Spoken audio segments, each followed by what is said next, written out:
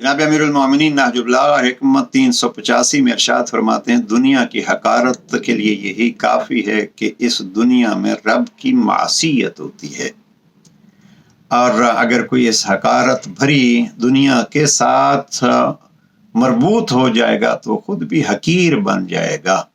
और फिर अगले जुमले में इमाम फरमाते हैं कि रब की नेमतें तब हासिल होती हैं जब इस दुनिया को छोड़ा जाता है। वो जो अजर व सवाब के वादे हैं तो वो इस दुनिया में नहीं बल्कि आखिरत में होंगे। तो इस एतबार से इमाम फरमाते हैं दुनिया हकारत भरी जगह है।